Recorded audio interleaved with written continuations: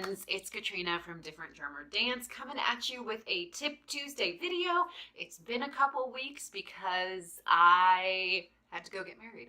Well, didn't have to. I wanted to go get married, so I'm officially married now. If you are curious and want to follow along on what that was like, make sure you follow me over on Instagram. My handle is Diff Drum Dance. I'll leave it in the comments below, and you can see all the fun things that have been going on with me for the past 2 weeks.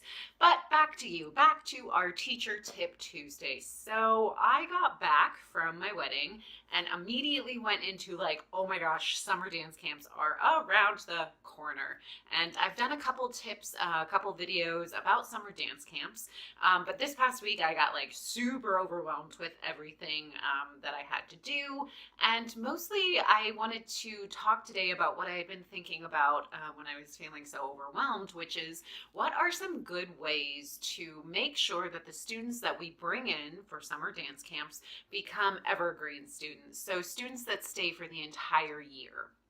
I know as dance studios, summer is a really important time for us financially, as well as to kind of set up the rest of the year. We get a lot of new students in, which is great for summer, but we want to find ways to retain those students and add them to our current student base. So today, I'm talking about 3 things that you can do to make sure that your summer dance students become your lifelong students. 3 tips. So here's number 1. Seems a little obvious, but not always easy. Number 1 is make sure your registration info is ready to go. So have enrollment ready, have it open online, or if you still do it via paper, make sure you give that to the students and the parents when they are signing up and when you are checking in with them when camp is complete.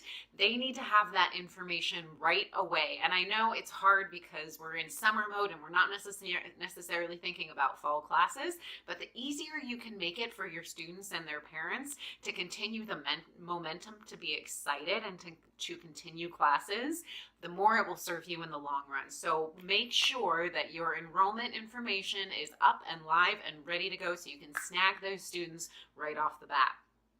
Number 2, show them what they're missing by not being students year-round. So this is something that I did a couple years ago and it was super fun.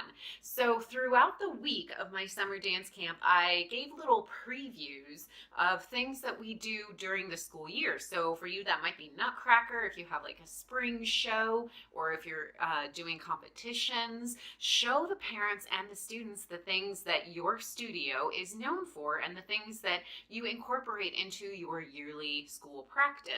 And you can find really fun ways to drop little hints and show them what you're known for. So you might pull out your Nutcracker costumes, maybe one day, not for the whole camp, but maybe one day you do like a little 30-minute lesson, 25-minute lesson on the story of the Nutcracker. You go over all the parts, you show off your costumes, maybe you let your students do a coloring sheet of the Nutcracker. So again, you're generating that excitement of, well, this is something that we do in the fall and we would love for you to be a part of it. So come on back and check us out in the fall. So showing off ways to generate that excitement and to keep students interested and show them, hey, we have all these other really great products and services that we offer, but we want you to be part of it year round. So showing off and conveying the value that your studio has to your customers when they become year-round students. Number 3, poll. So polls and getting feedback can be very important. I know this one's a little bit of a slippery slope. We don't always want to ask for feedback because then it can be a little overwhelming when we receive it. But I find that asking for very specific feedback, especially through the form of polling your current clients, can be really, really helpful. So I'll put my own experience that just happened this week into context for you guys. So I've been kind of struggling with having my weekly classes not be super well attended lately. I've got my baseline of, hardcore students that are coming, but we always want to grow. I always want to grow my classes.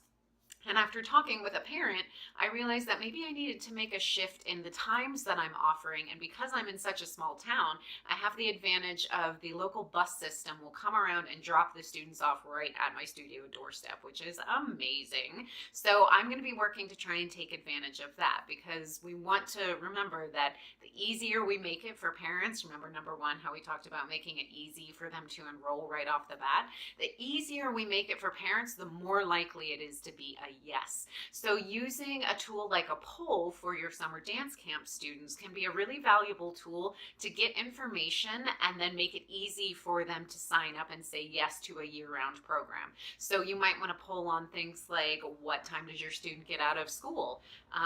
If they have an early day on like a Wednesday, that could be a great opportunity for you to make a early class specifically suited for that group of students. And it might start small, but it could build. And remember, we're talking about polls.